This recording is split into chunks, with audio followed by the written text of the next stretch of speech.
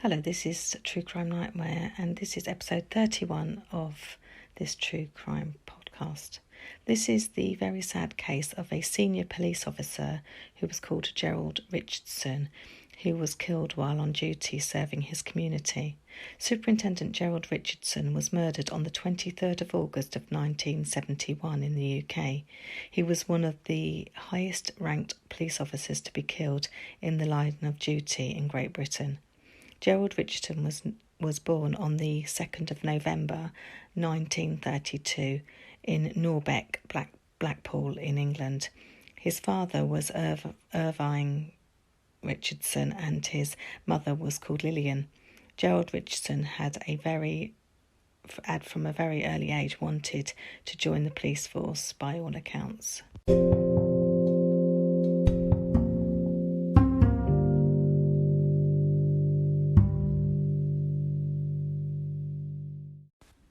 Gerald Richardson was only 38 years old when he tragically died on duty, and he had already made the high rank of superintendent, so his career was really going on a good path.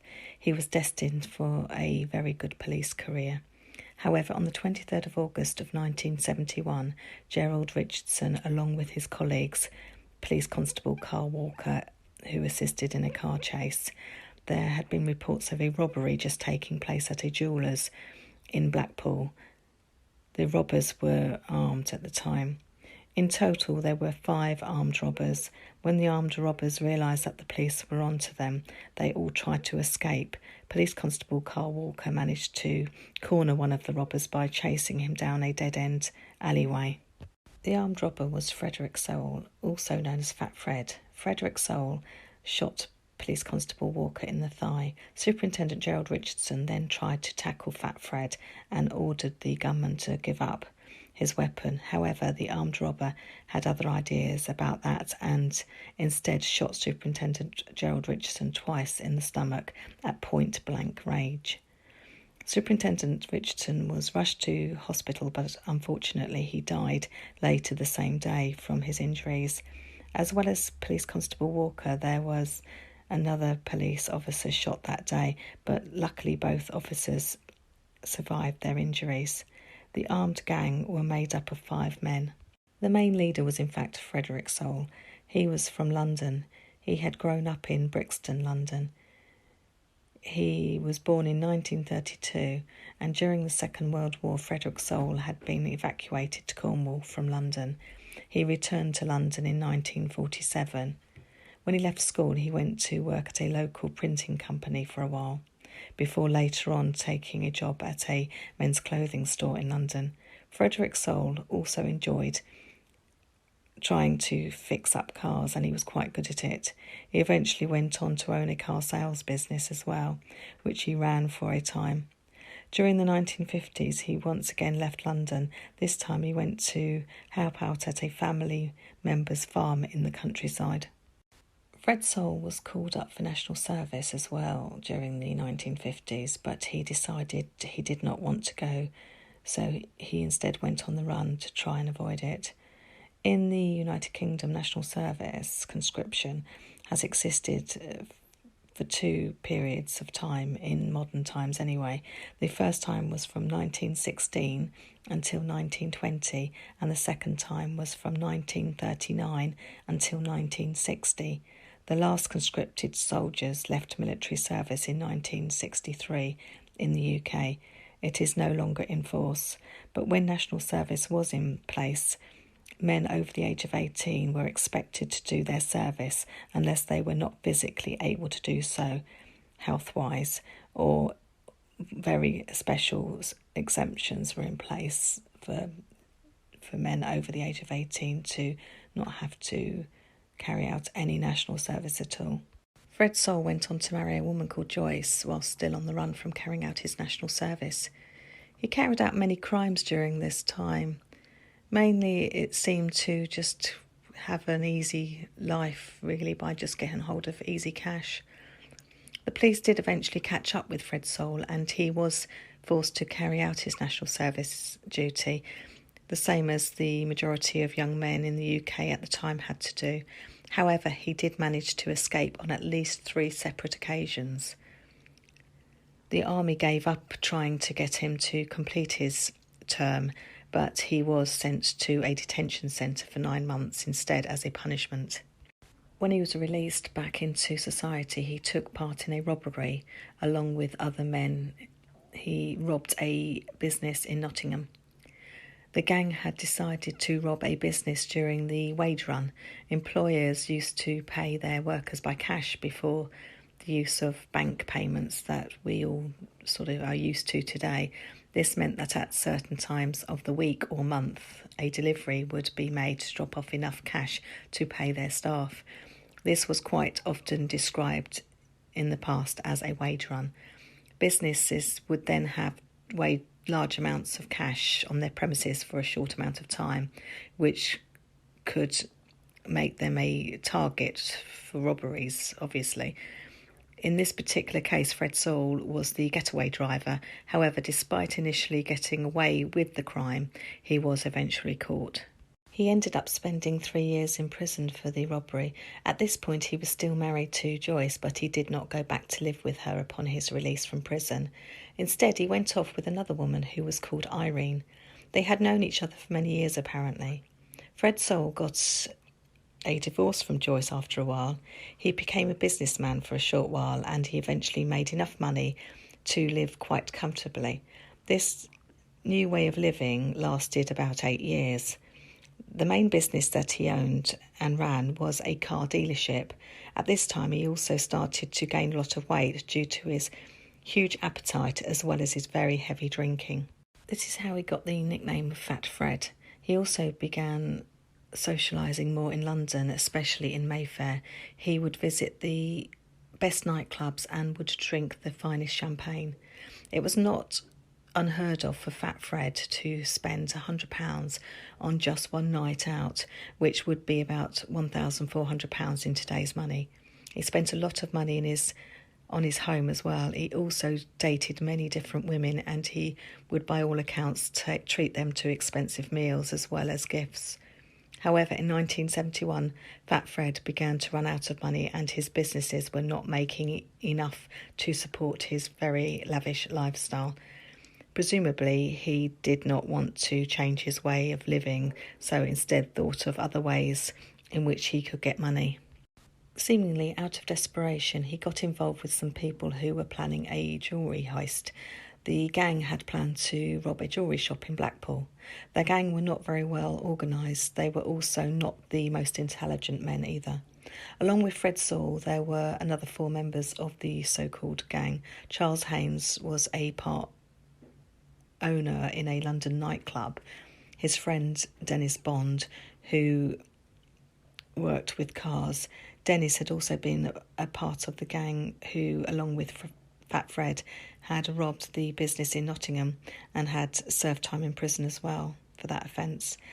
Thomas Flanagan and John Spry made up the 5 gang members.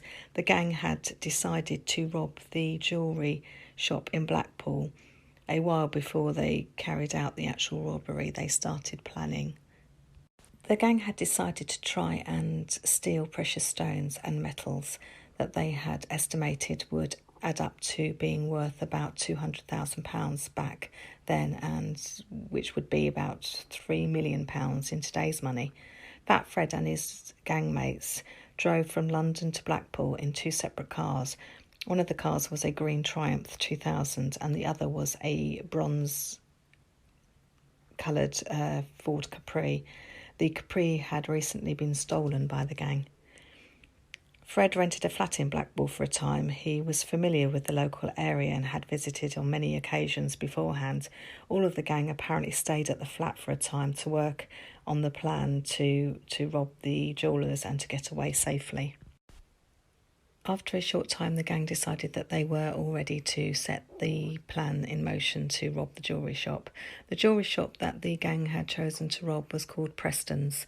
The gang entered the shop early on the 23rd of August 1971. They had weapons, which included a sawn-off shotgun, 2 service revolvers and a smaller handgun between them. It was 9:41 in the morning when the gang entered the shop. Fred entered brandishing the shotgun. The robbers threatened the staff and the customers who were in the shop at the time of the armed robbery. As stated before, the men were not the most intelligent people and plenty of mistakes were made. Dennis Bond took some worthless items but left the precious stones behind instead.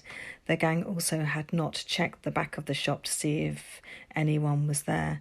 The general manager of the shop, Joseph Lamond, was actually in a back room when he quickly realised what was happening in the shop itself. He quickly pressed a direct alarm line to the local police station, which would alert them to the robbery. While all of this was going on, another customer entered the shop, not realising at first that a robbery was in progress. Fred Soule knocked the man unconscious, and then all of the gang members quickly left the shop without achieving what they had initially set out to do. The gang had managed to steal a few expensive items, but they dropped most of them in their rush to get away from the jewellery shop. The gang had used both of the cars and they had planned to get away from the scene by using both of them as well. The engines of both cars had been left running. However, one of the getaway drivers, Charles Haynes, had accidentally shut the doors, which meant that time was wasted trying to open the first car up so that they could all escape. While they were trying to get into the car, a police car arrived at the scene.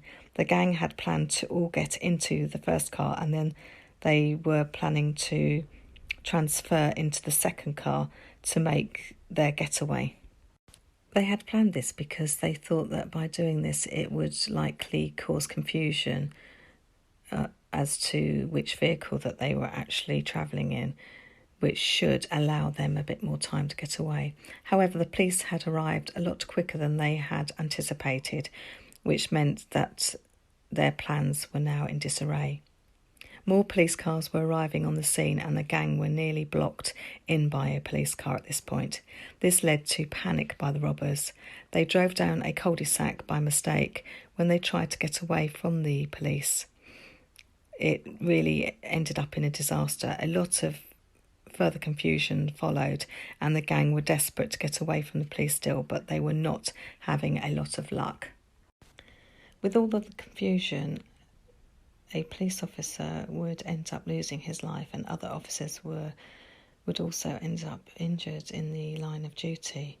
The police officers were all just doing their duty by serving their community when the armed gang, fearful of being captured instead, used their weapons on the police officers. Police Constable Ian Hampson, who had been in one of the police cars when the call came in regarding a robbery taking place at the jewellers, was shot in the chest by John Spry. The Triumph car that some of the gang were travelling in at this point ended up being rammed by numerous police cars.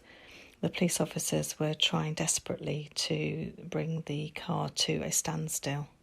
They eventually succeeded and the gang had to get out of the car, which they did, but they were still brandishing their weapons in a desperate attempt to get away from the police. Charles Haynes ended up firing a wild shot that luckily did not hit anyone. It did give him time to try and escape by rushing into a crowd of onlookers who had gathered to see what was going on. Fred Soule was trapped in the centre of the action. He fired 2 shots at Detective Andy Hills. Andy Hills still managed to tackle another member of the armed robbery gang to the ground, though. It was at this point when the rest of the gang, Soule, Spry and Bond, decided to flee and they ran down a side street in an attempt to get away from the police officers. Another police officer, Carl Walker, chased after the gang members, but Fred Soule shot at him. It was not even 10 o'clock in the morning at this point. So much had happened, and so quickly too. One of the gang members was successfully arrested at this point, but the other 4 were now on the run. 2 police officers had been shot, but luckily both survived their injuries. 3 of the gang were still together and were still trying to get away. They came across a van that a local butcher's used for their deliveries. The gang decided to steal it.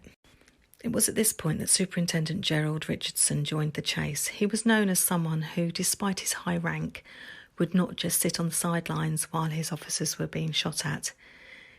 In the panic of trying to get away from the police, the robbers crashed the stolen van into a wall. The officers who were still chasing them, which included Superintendent Gerald Richardson, rushed to the back door of the van to stop the men inside from escaping. Fred Saul got out of the van first and was promptly grabbed at by Gerald Richardson. However, Fred Saul had still got his firearm and he shot the officer twice in the stomach. The superintendent was quickly rushed off to hospital in Blackpool at the Victoria Hospital, but he sadly died from his injuries just 2 hours later. In the meantime, 2 of the armed robbers, Spry and Bond, had been bravely captured by police officers at the scene. Fred Saul had, however, managed to steal yet another vehicle, this time a silver van. He then met up with Charles Haynes, as well as one of Fred's girlfriends, Irene. They all headed up the M1 towards London. How much Irene knew about what had happened, or if she had any actual involvement in the robbery or aftermath, is unclear. It was suspected that at some point Fred had arranged for her to come to Blackpool, and she did eventually get charged in connection to helping Fred Saul and the other armed robberies escape. Charles Haynes was the first of the remaining members of the gang to be found and caught. A huge national manhunt was now underway to try and locate Fred Saul, the chief suspect in the murder of a police officer. Police from multiple forces were actively trying to catch him. Understandably, the police were desperate to catch and arrest the man who had been responsible for shooting several police officers and the murder of Superintendent Richardson as well. Fred Saul was the most wanted man in the UK at this time. Even relatives of Fred Saul's were going on the record asking him to hand himself in to the police. There were reports that he had gone to Reading. It was reported that Fred or someone with him had stolen a car and had, after being spotted by the police, gone on a high-speed car chase. The suspect had got away, however, from the police. Fred Saul was still on the loose and he had a few helpers with him, but eventually his helpers, namely Irene and Barbara, who were both romantically involved with Fred Saul, were captured by the police. So he ran out of people to help him. He had nowhere really to go. And although he was still on the run, he was going to be caught pretty soon afterwards. Both women were charged and eventually convicted of helping Fred Saul escape justice. The police finally caught up with Fred Saul on the 7th of October of 1971. He had only been on the run for 45 days at this point. He had been hiding in a house that belonged to a Greek family. He always slept with his shotgun close at hand just in case the police caught up with him at night. He had tried to disguise himself a little bit to try and avoid being noticed. Now that all of the 5 gang members were caught, they could all stand trial. One of the members, John Spry, claimed that he had amnesia and could not remember anything at all. John Spry even made out that he had forgotten his own name. Thomas Flanahan denied having anything to do with the robbery or anything that had happened afterwards. He also went on to claim that he had in fact been kidnapped by the other gang members. Fred Saul claimed that the shot that had killed Gerald Richardson had gone off accidentally, as though that made it okay. Ultimately, Fred had no real defence and in fact actually admitted to the charges in the end and his guilt. Not surprisingly, Fred Saul was found guilty of murder. He was sentenced to 30 years for the manslaughter of Gerald Richardson. The other gang members were all found guilty of armed robbery and were handed sentences of 10 to 15 years each. Gerald Richardson was awarded the George Cross Medal after his untimely death. His widow accepted it on his behalf. The George Cross Medal is only awarded in exceptional circumstances in the UK. It is the highest award bestowed by the British government for non-operational gallantry, or for gallantry not in the presence of an enemy. In the UK's honours list, the George Cross Medal is equal in status to the Victoria Cross, which is the highest military gallantry award. Fred Soule was released from prison in 2001 at the age of 68. All of the other gang members had already been released after serving their sentences. Gerald Richardson's memory lived on. His old school has a plaque in his memory. The country was in a state of shock when he was killed. Fortunately, not many police officers, either back in the 1970s or in fact now, are actually killed on duty. Gerald Richardson had already achieved so much in his short life. He had risen through the ranks in the police force and was well liked by his colleagues. He was also a family man, and they all had to go through so much after he was murdered. His family missed out on many years with him.